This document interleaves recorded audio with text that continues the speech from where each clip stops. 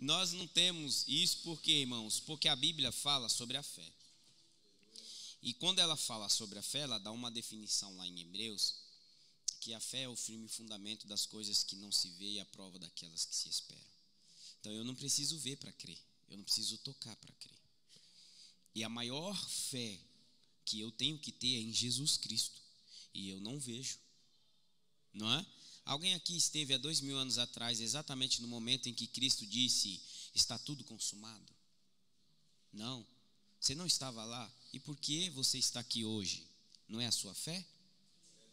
Então tudo que parte da fé parte do princípio de que eu não preciso ver para crer. Eu preciso crer para ver.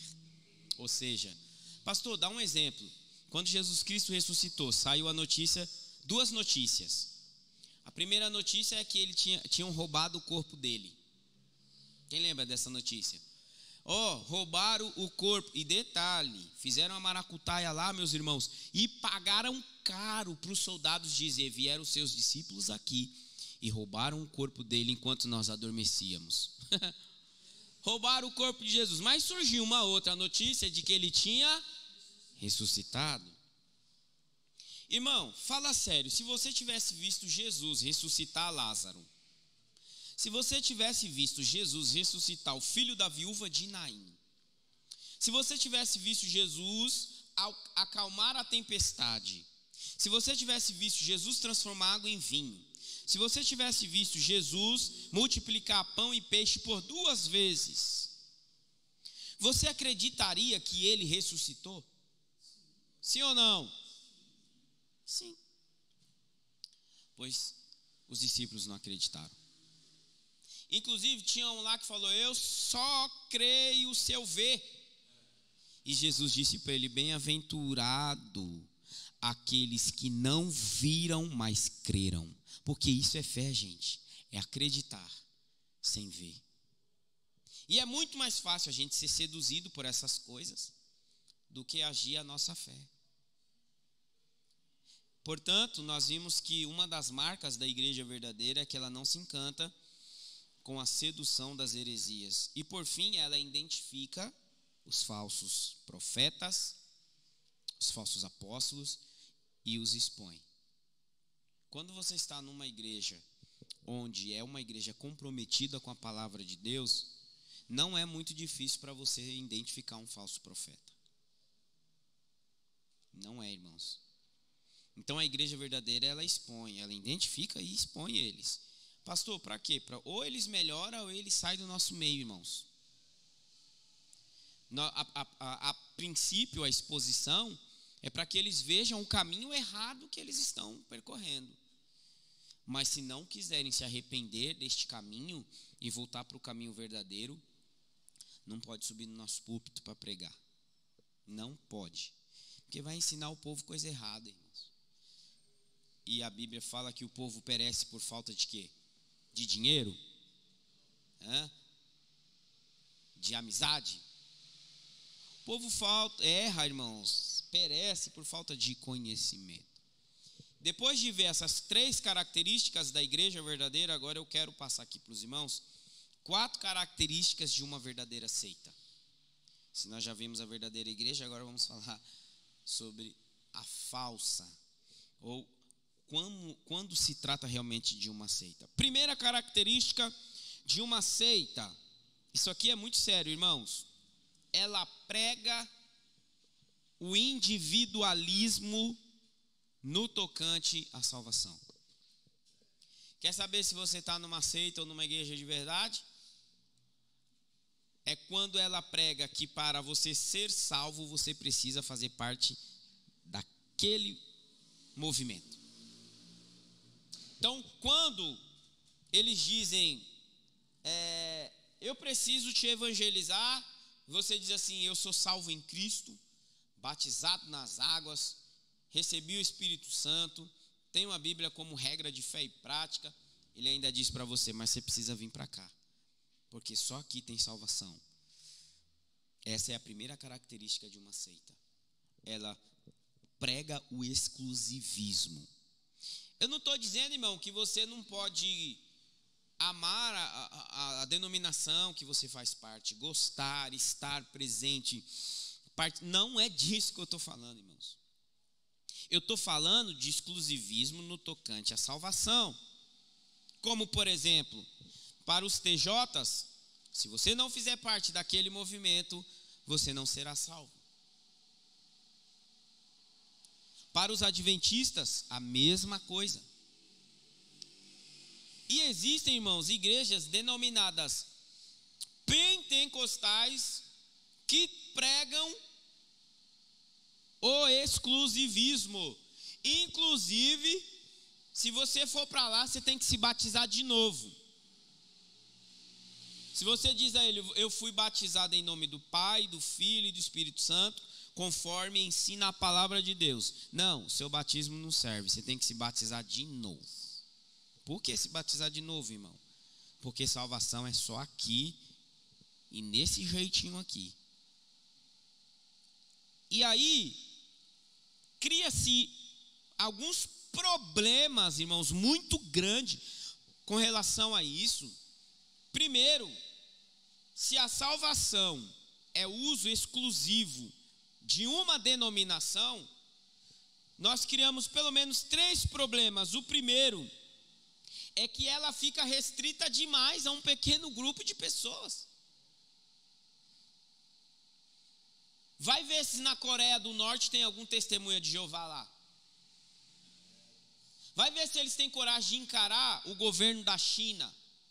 Ou se eles têm coragem de enfrentar o Talibã lá no Afeganistão. Mas você sabia que tem crentes cheios do Espírito Santo, servo de Deus, pregando a palavra e ganhando alma para Jesus nesses lugares? Vou repetir, se eles forem encontrados, eles são mortos. Mas que eles estão lá, correndo o risco e pregando a palavra, eles estão. Por quê? Porque a Bíblia diz que Deus amou o mundo. Então eu não posso dizer que salvação está na IAD. Olha um grupinho de gente pequena aqui, irmãos. Como eu posso deixar, como que Deus deixaria, irmãos, a salvação, que é algo tão precioso, para exclusivamente um pequeno grupo de denominação?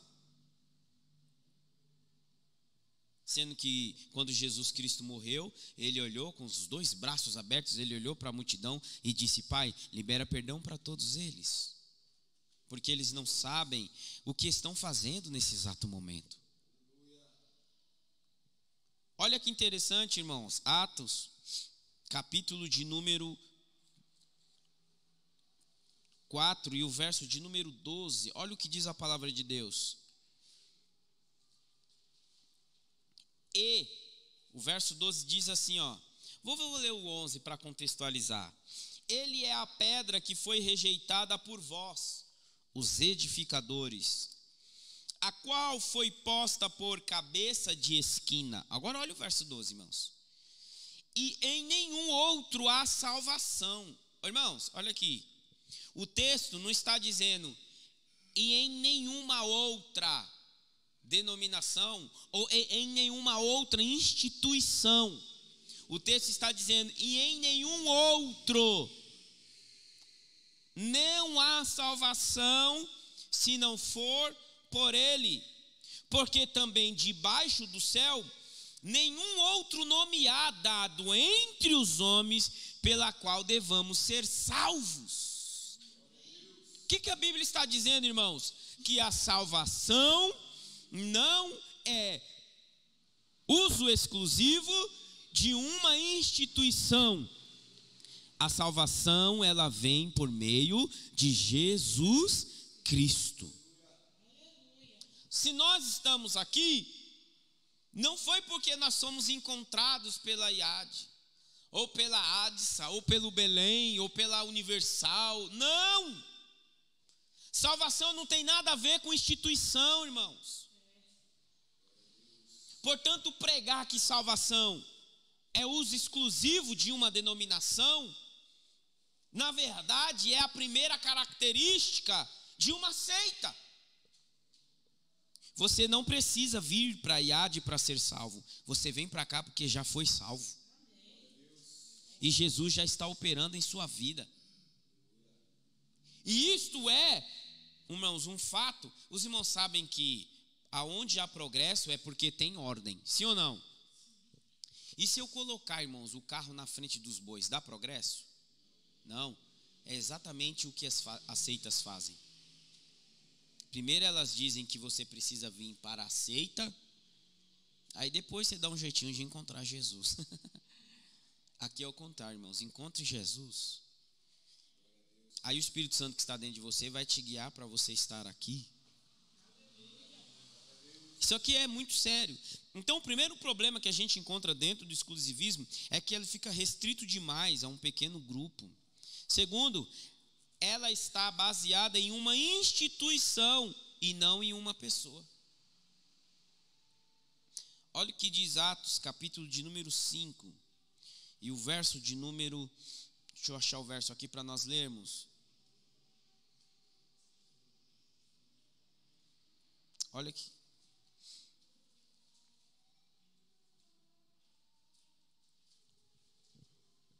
Capítulo 5. Veja, irmãos, esse texto. Vamos ler o verso de número 34, que diz assim: mas levantando-se no conselho um certo fariseu, chamado Gamaliel, doutor da lei. Camarada, esse Gamaliel aqui era terrível, irmãos. Venerado por todo o povo, venerado, reconhecido, mandou que, por um pouco, levassem para fora os apóstolos, e disse-lhes: varões israelitas, acautelai-vos a respeito do que haveis de fazer a estes homens, porque antes destes dias levantou-se Teudas. Irmãos, deixa eu só contextualizar, olha para cá. Eu estou dizendo que a salvação, ela não está numa instituição ou em um homem qualquer. Amém? Se para você ser salvo, você precisa seguir o apóstolo tal, ou a igreja tal, você está dentro de uma seita. Agora olha só que interessante. Os apóstolos eram servos de Jesus Cristo, sim ou não? Sim. Eles eram homens de Deus, cheios do Espírito Santo, e pregavam a palavra. Portanto, eles faziam parte da verdadeira igreja. E aí eles foram presos. E agora olha que interessante, irmãos. Se a salvação, ela está em uma instituição ou em uma pessoa qualquer que não seja Cristo, olha o perigo disso. Porque antes desse dia levantou-se Teudas, dizendo ser alguém. Olha só. E a este ajuntou um número de uns 400 homens, o qual foi morto, e todos os que com ele deram ouvidos foram dispersos e reduzidos a, irmãos, nada. Presta atenção nisso aqui. Por exemplo, se a salvação estivesse em Pedro, e verdadeiramente ele fosse a pedra que sustenta a igreja, sabe como estaria a igreja hoje? Morta. Porque o que aconteceu com Pedro, gente? Morreu. Já ressuscitou? Alguém aí já viu o irmão Pedro andando pelas esquinas da rua aí pregando? Ele ainda descansa no Senhor? Então, se ele fosse a pedra, irmãos, a igreja não estaria aqui hoje. A igreja católica diz que Pedro é a pedra e que ele é o primeiro papa, e que depois dele houve sucessões de papa. Papa que eu conheço, irmão, com todo respeito, é aquele negocinho que a gente faz para a criança comer. Aquilo ali é papa. Não existe isso na palavra de Deus. A igreja não está sustentada em Pedro. Ele não é a pedra. Eu acabei de ler no capítulo 4 que diz que Cristo é a pedra que os edificadores rejeitaram. Portanto, a igreja não está sustentada, a salvação não está sustentada em uma instituição religiosa ou em algum homem. Olha o que aconteceu com esses aqui, irmãos, que seguiram a Teudas. O cara morreu e eles desapareceram. Aí você fala: mas pastor, parou por aí? Olha o verso 7. Depois desse, ou seja, depois de Teudas, levantou-se Judas, não um traidor, é que um outro Judas, o Galileu, nos dias do alistamento, e levou muito povo após si, mas também esse pereceu, e todos os que com ele deram ouvidos foram dispersos também. Irmãos, seguir homem não é a coisa correta. Uma coisa é você olhar para um homem de Deus, uma mulher de Deus e ter uma referência de vida. Eu tenho, irmãos, algumas referências de vida. Mas se ele cair, eu vou continuar, irmão, porque minha salvação é em Jesus. Olha, a Bíblia está mostrando. E sabe qual é o maior problema? Você reparou que esses dois que se levantaram e morreram e caíram, os dois tinham seguidores? Imagina a gente com uns 400 homens aqui, umas 400 mulheres de Deus para fazer a obra. Teudas se levantou e fez uma igreja lá para ele, irmão, de 400. Agora, se a salvação estivesse ali, quando ele tivesse morrido, a igreja tinha continuado. E Gamaliel, que não tinha o Espírito Santo, mas era um camarada inteligentíssimo, disse: gente, se esses camaradas aí que estão pregando a ressurreição de Jesus, dizendo que Jesus é o rei e tal, essa coisa toda, se tudo isso for mentira, já acaba. E por que nós estamos aqui pregando a mesma palavra que os apóstolos? Por que não acabou? Porque a salvação que nos traz aqui não está em uma instituição ou em uma pessoa, está em Jesus Cristo nosso Senhor. E é interessante, irmãos, que haverá sempre seguidores. O terceiro problema que eu vejo no tocante ao exclusivismo referente à salvação, irmãos, além desses dois que eu já falei, é que ele anula o sacrifício de Jesus segundo as Escrituras. Se a salvação está em algum homem, em seguir algum homem, ou se a salvação está em uma instituição, do que vale o sacrifício de Jesus na cruz? E as Escrituras já vêm dando testemunho de que Jesus morreria para salvar o homem. Quer ver? Abra a sua Bíblia em 1 de Paulo aos Coríntios.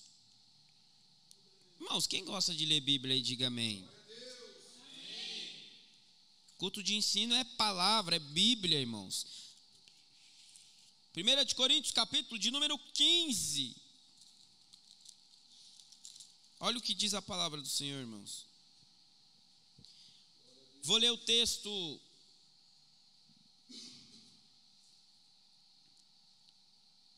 Capítulo de número 15 e o verso de número 3. Diz assim: porque primeiramente vos entreguei o que também recebi, que Cristo morreu por nossos pecados, segundo as Escrituras, e que foi sepultado e que ressuscitou ao terceiro dia, segundo as Escrituras.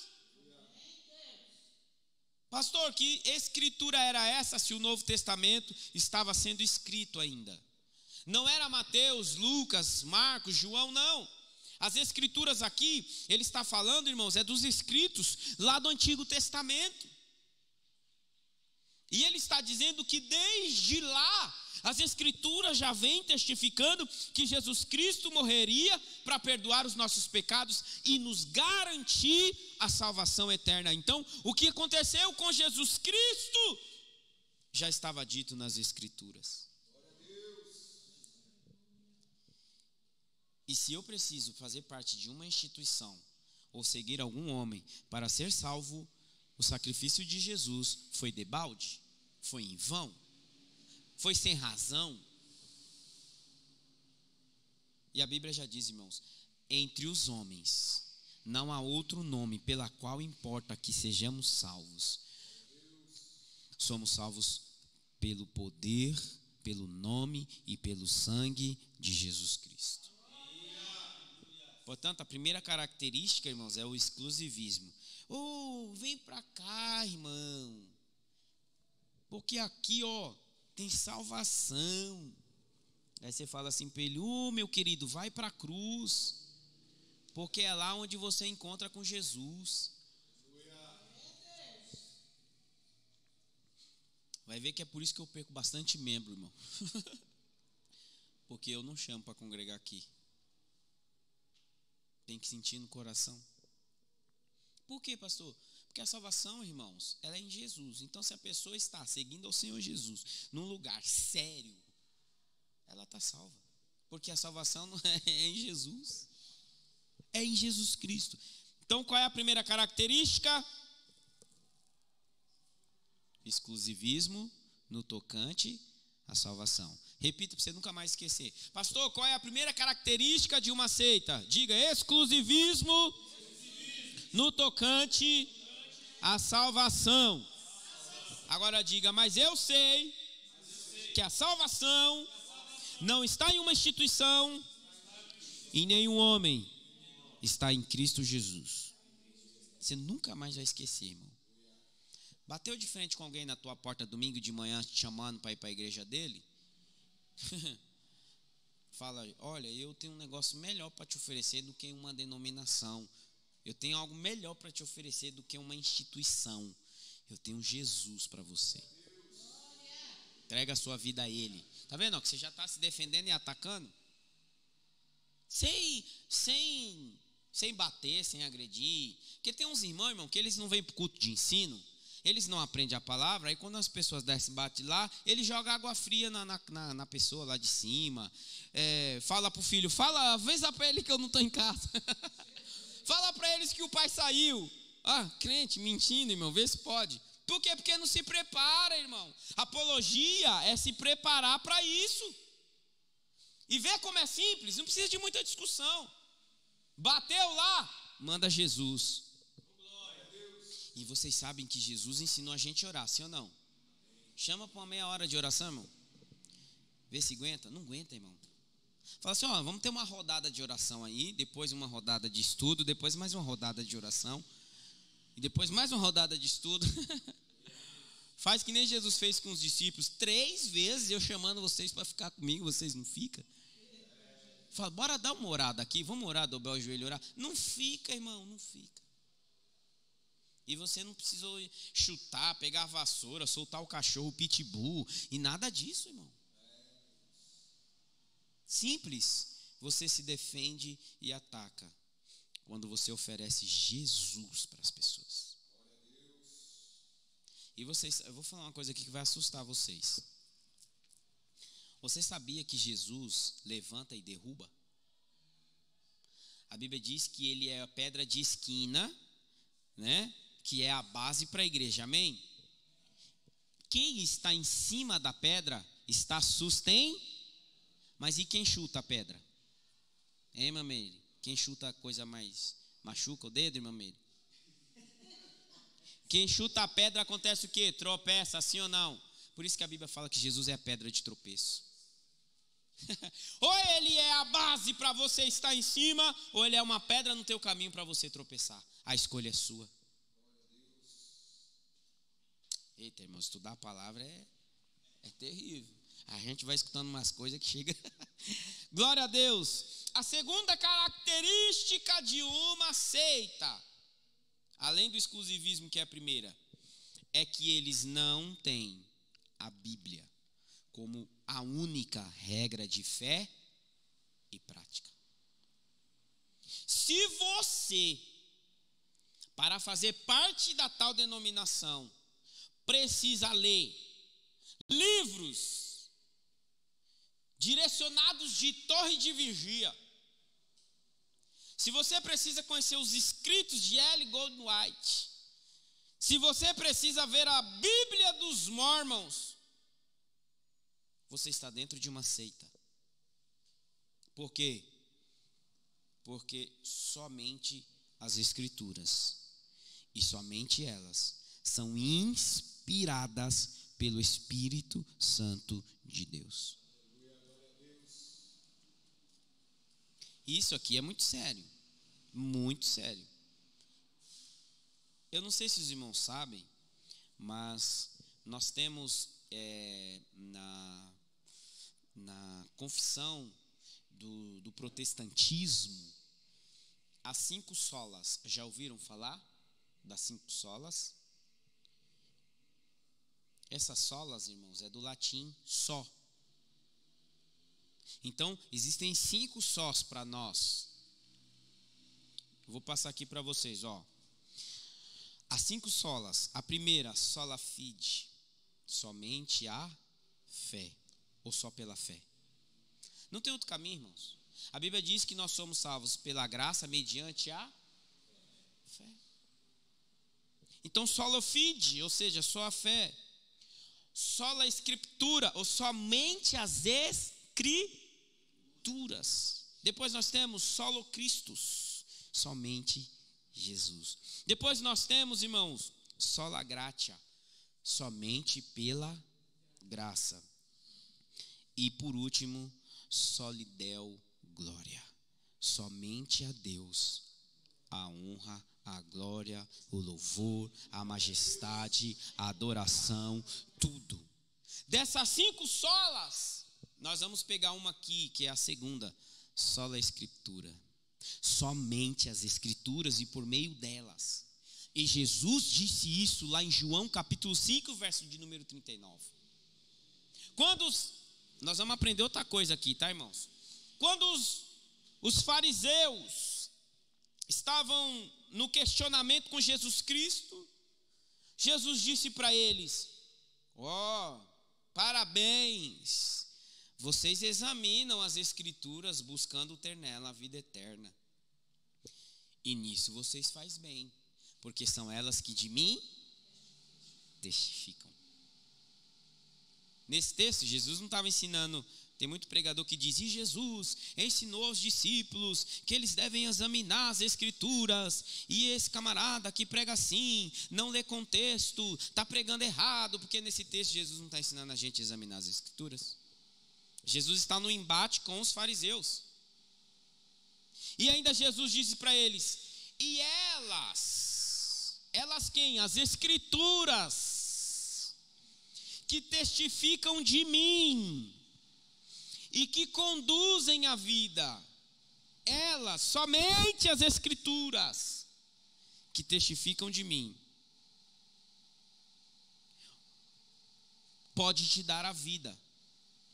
Só que a vida está diante de vocês e vocês estão rejeitando.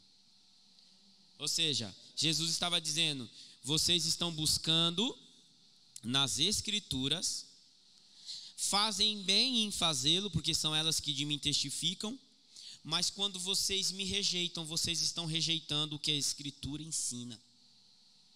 Então, quando os fariseus iam contra Jesus, eles estavam indo contra a própria escritura que eles examinavam. Eles não aceitavam Jesus e buscavam ter a vida eterna nas escrituras. Jesus falou: mas a vida eterna que está nas escrituras sou eu. Então eu só tenho salvação por Jesus Cristo pela palavra, pelo conhecimento da palavra, igreja. Como eu posso acreditar em um outro livro, em um outro escrito, e atrair para ele, irmãos, uma igualdade conforme a Bíblia?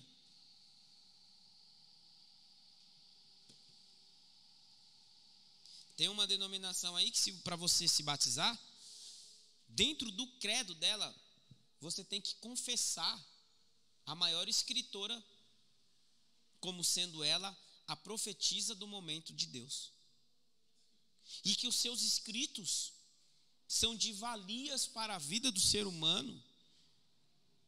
Você tem que confessar isso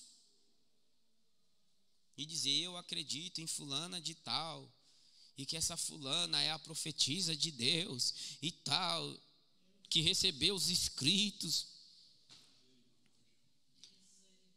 Irmãos, eu não sei se você vai conseguir falar, mas repita: sola escritura. Somente as escrituras, porque elas testificam e nelas nós encontramos a vida. É nas escrituras, por exemplo, que diz assim, olha: mas agora Cristo ressuscitou dos mortos e foi feito as primícias dos que dormem. É nas Escrituras que a gente encontra a base para a nossa ressurreição. E é por isso que nós precisamos servir a Jesus, independente do que aconteça à nossa volta. Por quê? Porque as Escrituras estão nos garantindo que pode acontecer o que for aqui, irmãos. Quando nós partirmos desta vida, no dia do arrebatamento da igreja, Jesus nos chamará de volta. Onde está essa afirmação? Nas Escrituras. Os apóstolos deram testemunho das Escrituras. Jesus deu testemunho das Escrituras. E por fim, abra sua Bíblia em a segunda de Paulo a Timóteo, capítulo de número 3, e o verso de número 16. Primeira de Paulo a Timóteo, capítulo de número 3, e o verso de número 16. Acharam, irmãos? Estão procurando ainda? Olha o que diz a palavra, irmãos. Verso 16. Toda escritura divinamente inspirada. Toda escritura, irmãos, ou é todo livro, qualquer líder escreve um livro e está inspirado. É toda a escritura. E você pode dizer, e somente as escrituras. Divinamente inspirada, é proveitosa para ensinar, para redarguir, para corrigir, para instruir em justiça, para que o homem de Deus seja perfeito e perfeitamente instruído para toda boa obra. Somente as Escrituras, irmãos. A segunda característica de uma seita é que há algum tipo de escrito que está em pé de igualdade com as Escrituras sagradas. E você precisa delas, é mais ou menos assim. Você tem um livro de cabeceira? Tenho, é a Bíblia. Não, mas você tem que ter um outro. E você precisa ler esse livro. Você precisa ler o Grande Conflito, você precisa ler os Profetas e os Patriarcas, e por aí vai, irmãos. E é cada aberração, eu tenho um Grande Conflito lá. Cada coisa que você lê, irmãos. Eu vou mostrar para vocês uma heresia tão absurda assim. Alguém aqui acha que Satanás é capaz de levar o pecado de alguém embora? Vocês acreditam nisso? Pois eu vou falar sobre os dois bodes. O bode emissário. Eu vou falar para vocês sobre o bode que recebe a imposição de mão e é lançado fora do arraial. E o bode que fica para morrer. Mas é um absurdo, irmãos. Então, somente as Escrituras. Olha o que Paulo, escrevendo aos Gálatas, capítulo de número 1, verso 8, diz: mas ainda que nós mesmos, ou seja, Paulo, os apóstolos, vos anunciasse, ou um anjo do céu, vos anuncie outro evangelho, além do que vos já tenho anunciado, que esteja debaixo de maldição, seja anátema.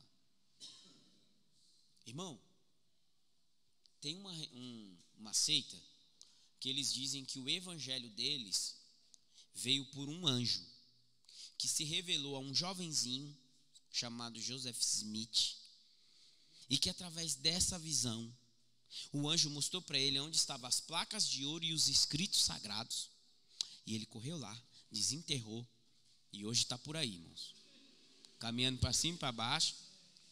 E você precisa ler o livro dos Mormons, porque é a Bíblia dos Mormons. Aí Paulo vem, gente, se um anjo pregar outro evangelho, seja anátema. Pastor, o que é o evangelho? Jesus Cristo. Jesus é o centro de tudo, irmãos.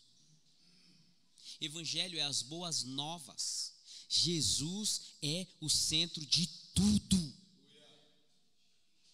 Portanto, só as Escrituras e nada mais, para a minha vida e para a sua vida, e para nós encontrarmos salvação somente por aqui.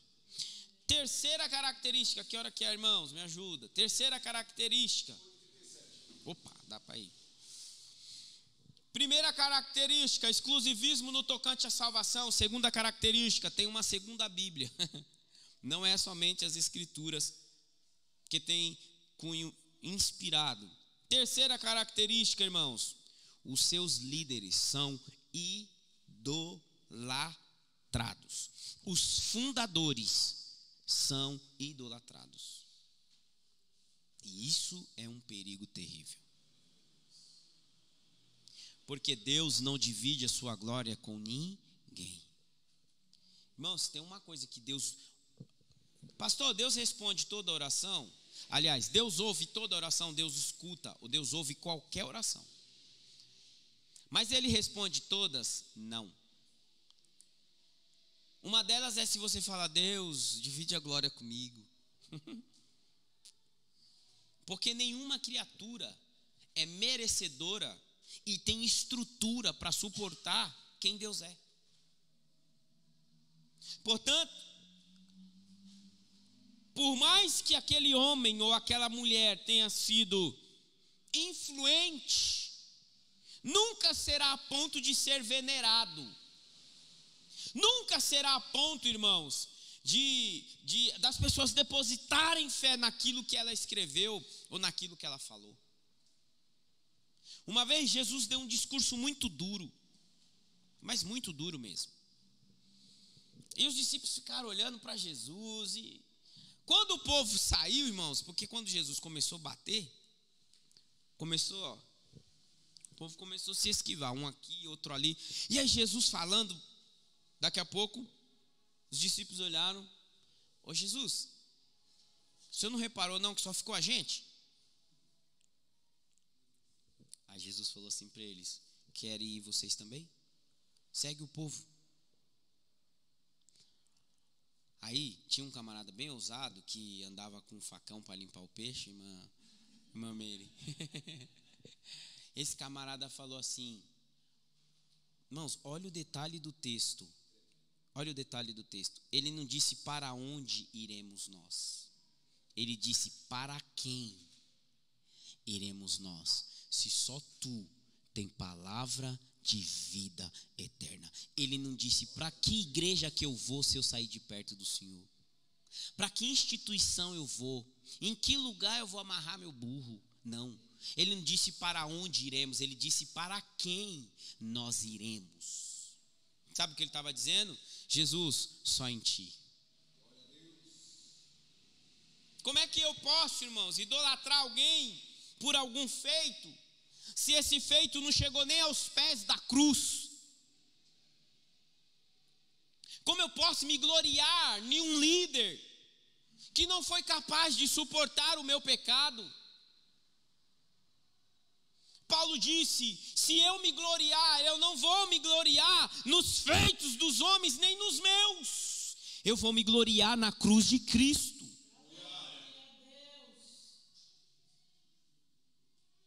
Irmãos, pode ter sido o filho da Salomé, mas não é o filho da Maria.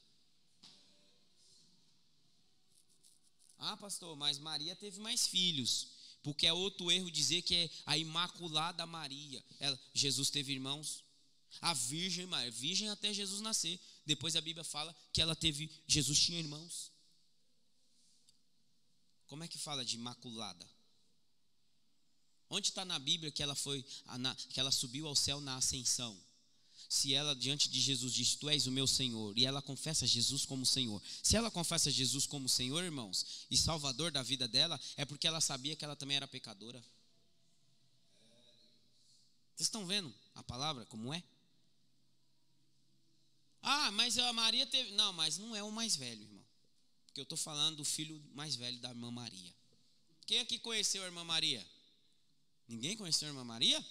Mas a história dela, vocês conheceram? Vocês lembram que ela teve um filho mais velho, o nome dele é Jesus de Nazaré, vocês lembram? Então, irmãos, nenhum homem chegou aos pés dele. E se você reparar, em alguns momentos, Jesus aceitava adoração. Gente, como que é isso, pelo amor de Deus? Se quando um anjo aparecia, que aí os homens viam a beleza do anjo, aí, agora eu vou venerar, eu vou adorar o anjo falava, não me adore, eu não sou digno, eu sou teu conservo. O que é conservo, pastor? É o servo do servo. É o servo que serve ao servo. Ele não era senhor. E Jesus andando ali, às margens da Galileia, naquela região ali, ele era adorado e ele aceitava a adoração. Pode ver em muitos textos. E veio, se prostrando diante dele, o adorou. Irmão, você pode reconhecer Deus na vida de um homem. Você pode reconhecer Deus na vida de uma mulher. Você pode ter referências, mas nunca idolatrar. E a maioria das seitas, irmãos, elas têm um líder que é idolatrado. Mas vou repetir e a gente avança. Não subiu na cruz, não ressuscitou e não foi assunto aos céus. Se você for, eu acho interessante, irmãos, que no mundo já passou muitos reis, né? Inclusive os homens têm a ideia de dar nome a alguns reis sem nunca ter sentado num trono. Rei do futebol, já sentou num trono? O rei do baião, o rei do rock, o rei do pop, Michael Jackson. Tantos reis que acontecem por aí, né, irmãos? Todos eles morreram. E só ficou osso. Mas Jesus Cristo está vivo. E ele não precisa ser idolatrado. Ele só aceita a adoração. Portanto, a terceira característica, eu vou falar a quarta e a gente encerra.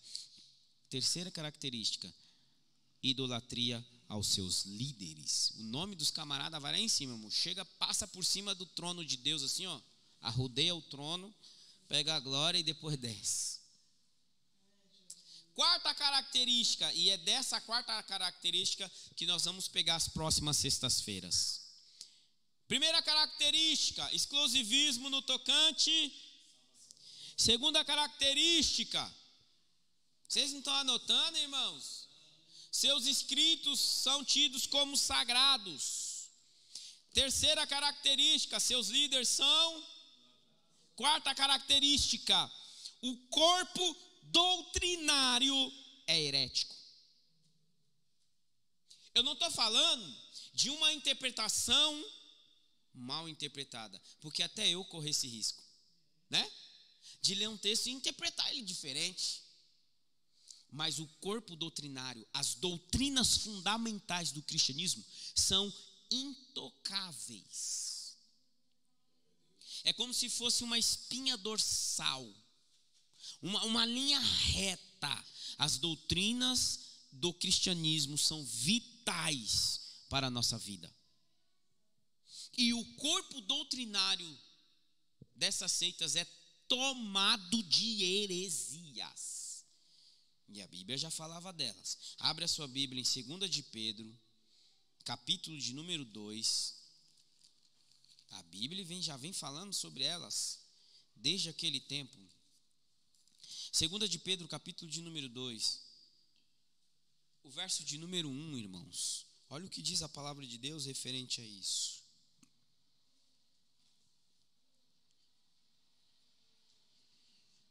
E também houve, verso 1, capítulo 2, verso 1. E também houve entre o povo falsos profetas. Entre o povo o que, irmãos? Vocês sabem do que Pedro está referindo aqui? Quando ele fala entre o povo, ele está falando do povo de Israel. Ele está falando lá do Antigo Testamento, já havia falso profeta lá. Inclusive o Moisés e o povo lá perto do Monte Sinai, ele já falava: Deus, como é que a gente sabe que o homem é um homem de Deus, que o camarada é um profeta? Deus falou: bom, se ele é um profeta de Deus, o que ele falar vai se cumprir. Se ele falar e não se cumprir, ele é um falso profeta. Só que detalhe, o profeta daquela época, irmão, não tinha que ficar só, sabe aquelas profecias superficial assim, aquelas profecias genéricas? Não. O profeta daquela época falava assim, ó, segundo a minha palavra, é 3 anos que não chove, ponto. O profeta falava assim, ó, você vai se encontrar com 3 homens, um vai estar segurando, um vai ser o homem do cabrito, o outro vai ser o homem do vinho e o outro o homem do pão. O profeta era assim, irmãos, ele profetizava, não era essas profecias genéricas, eis que te digo de mim mesmo. Quando o profeta daquela época profetizava, ele dava a data. Tinha que se cumprir exatamente do jeito que ele falou. E aí Deus falava assim, se ele falar e não se cumprir, leva para o meio da praça e mete pedra nele. É falso profeta. Aí Pedro já está dizendo assim, ó, entre o povo, lá na época do povo de Israel, já existia falso profeta. Aí ele continua dizendo assim, como entre vós quem? No meio da igreja, haverá também falsos doutores que introduzirão encobertamente heresias. O corpo doutrinário das seitas são tomados de heresias. E o que são as heresias, pastor? Nós vamos estudar bem a fundo isso. Superficialmente, heresia é um ensinamento distorcido dos ensinamentos dos apóstolos. Ela distorce do que diz a Bíblia. E sabe qual é o grande problema? É que a heresia, ela parece ter base na Bíblia. Ou vocês acham que quando Satanás tentou Jesus lá em Mateus capítulo 4, o que foi que ele usou para tentar derrubar Jesus? Foi a própria palavra. Ele disse, está escrito lá no Salmo, que se você pular, você não vai se quebrar lá embaixo. Nem os ossos podem se quebrar. Ele já estava testando, irmãos, para ver se Jesus realmente era o Filho de Deus. E eu costumo dizer que Jesus morreu na cruz sem ele saber se Jesus era realmente Filho de Deus ou não. E tem gente que tem dúvidas sobre isso, irmãos. Pastor, mas... E o próprio Deus lá no batismo de João, o próprio Deus rasgou o céu e falou, eis aí meu filho amado. Falou mesmo. Mas onde é que o diabo estava nesse contexto? Me mostra ele ali. Ou você acha que Deus sai falando para o diabo tudo que ele vai fazer? Diabo, vai lá no Rio Jordão, que eu vou me manifestar e vou dizer quem é meu filho. Para de graça, irmão. O diabo não é onipresente. Para ele saber se Jesus era o Filho de Deus, ele tinha que ter a confissão de Jesus. E ele nunca teve. Mas Jesus falou para Marta. E onde é que estava o diabo? Ele aparece ali? Ele é onipresente? Ele está em todos os lugares? Portanto, irmãos, o corpo doutrinário é tomado de heresias. Agora, olha o texto. Olha o texto. Para você reconhecer uma heresia, tem que ser, irmãos, com muito Espírito Santo na vida. Por quê? Porque eles introduzirão encobertamente. O que é encobertamente? É como eu vou entrar num ambiente com uma arma, mas ela está escondida para ninguém ver.